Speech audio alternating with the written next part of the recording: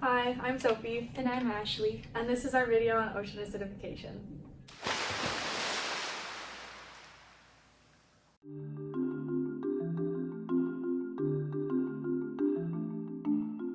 I'm assuming maybe it's caused by pollution or by things being dumped into the ocean that cause it to be more acidic.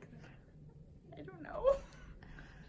Ocean acidification is a process where our oceans on planet Earth are becoming more acidic because of pollution and because of other processes, I think. No idea.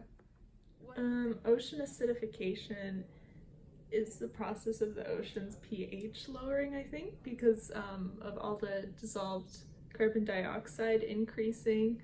I believe there's like some chemical reaction involved where it turns into an acid, carbonic acid. That rings a bell. Other than that, I don't know much about it. Should I guess? Ocean acidification is the absorption of atmospheric carbon dioxide by the ocean. Carbon dioxide reacts with seawater to form carbonic acid. This relatively slow, long-term increase in carbonic acid decreases ocean pH. Over the past 150 years, the ocean has become 30% more acidic due to worldwide increase in burning fossil fuels. By the end of this century, it is expected that ocean pH will be 150% higher, resulting in the highest pH the ocean has seen in over 20 million years. Over the past 10 years, 50% of the carbon dioxide produced from human activity has stayed in the atmosphere. 30% has dissolved in the ocean, while 20% has been taken up by the terrestrial biosphere such as trees. At first, scientists thought that this might be a positive thing for the planet because it left less carbon dioxide in the atmosphere to warm Earth. It was thought that rivers flowing into the ocean carried enough dissolved chemicals from rocks to stabilize the pH of it, a process known as buffering. But with the increasing amount of carbon dioxide that is dissolving in the ocean, the natural buffering capacity hasn't been able to keep up. This has resulted in relatively rapid drop in pH of surface waters. As those surface layers gradually mix into deep water, the entire ocean is affected.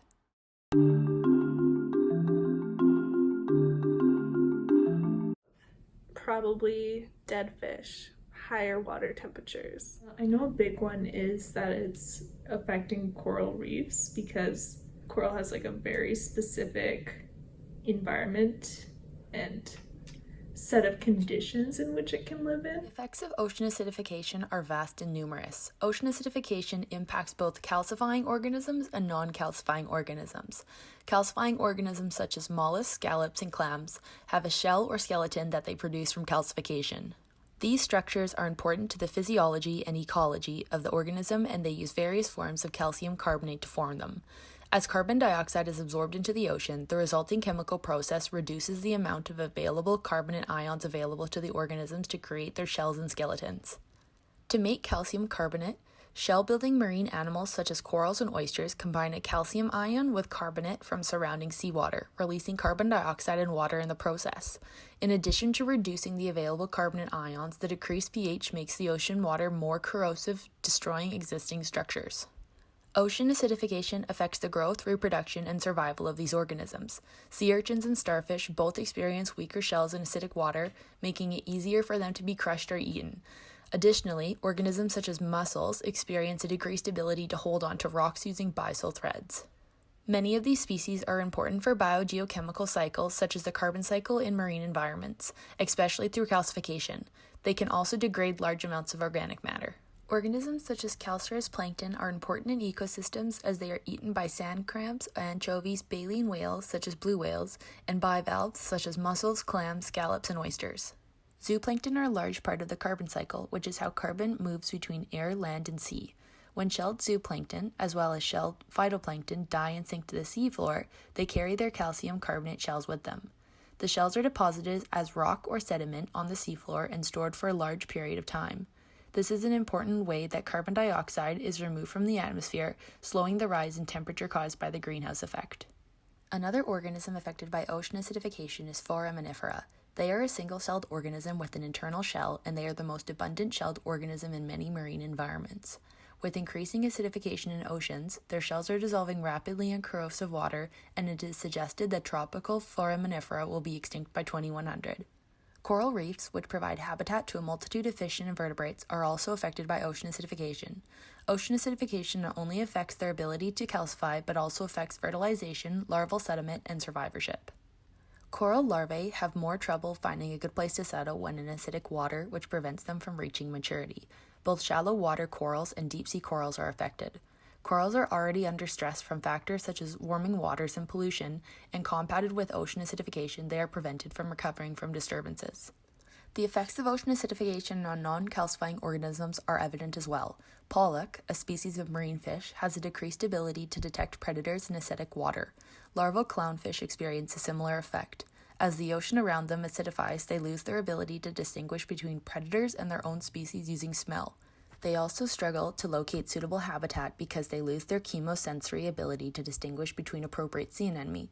Soon they cannot tell between favored and protective anemone habitat in coral reefs and unfavorable habitats like mangroves. As the ocean becomes more acidic, there is a loss of marine diversity. Shifts in size and species composition of marine communities results as species die off and food webs may be altered.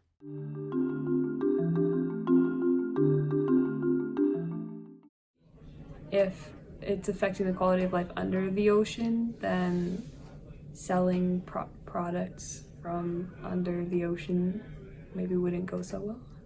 Oh, geez, is it ever going to affect our economy? There are, I'm sure, places on planet Earth, communities where fishing is like the sole industry. And so if that industry falls through and there's no way to be supporting those populations with jobs and that sort of thing, that really screws over the economy. Scientific literature states that some economic and daily life effects resulting from ocean acidification are the following. The Great Barrier Reef provides habitat for an abundance of other organisms. These organisms and their associated fisheries living in the coral are estimated to generate $40 billion Australian per year. This income will be lost if coral, such as in the Great Barrier Reef, is lost due to ocean acidification. In particular, the mollusk industry is greatly impacted by ocean acidification, making up 9% of the total world fishery production at $15 billion US. This industry is at great risk. With the decrease in pH of the oceans, it is estimated that around $6 billion US would be needed to maintain a constant demand for mollusks. However, over $100 billion US would be needed to compensate if demand for mollusks were to increase in the future. Mollusks are affected by ocean acidification in the same way coral and oysters are, as they need calcium carbonate for their shells. Healthy corals will protect shorelines by reducing the wave energy that reaches the shore. It is estimated that the shoreline protection the Great Barrier Reef provides against storms and erosion is worth $620 million US per year. That means without corals, such as in the Great Barrier Reefs, much more money will have to be spent to maintain shorelines and ensure protection from storms. Another way ocean acidification can affect our economy is through tourism impacts. Places such as the Great Barrier Reef invite tourists to see corals. It is estimated that as much as $1.6 billion US annually is spent by visitors that have intentions of seeing the coral reefs. Finally, ocean acidification affects our daily lives by impacting the food we eat from marine environments. People who live on the coast will ultimately have their daily lives impacted more, as things like fisheries, tourism, and even storm protection can be massively impacted by ocean acidification.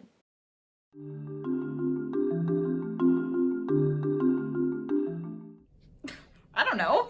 And to deal with the problem, it's global in scale, so it takes international cooperation, so passing policy or creating mandates to be limiting pollution or limiting industrial activity that contributes to ocean acidification, so that there's a global effort to limit the problems produced by ocean acidification. Monitoring ocean acidification and improving our current situation.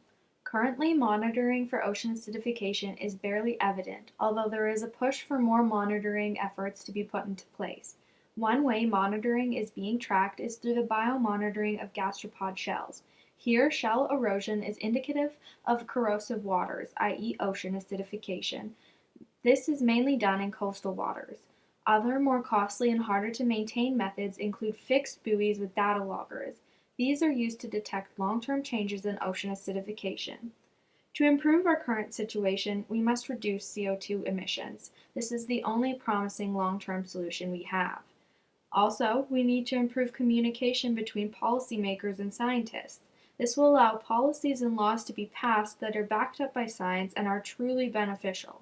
Finally, we need to inform more of the public in order to create change and reduce ocean acidification.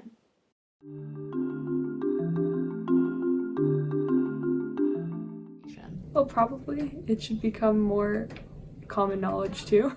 It seems like a very large problem in the ocean. The oceans like cover like 70% of the planet, I think. So if there's a major problem brewing there, it's going to impact the whole dynamic of our Earth. So we definitely need to be taking like major action.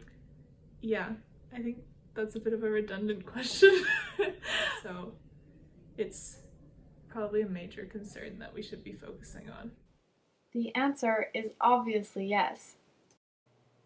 Government policies on ocean acidification. What are the governments really doing about this problem? In Canada, the Ocean Protections Act has laws protecting marine life on the coast.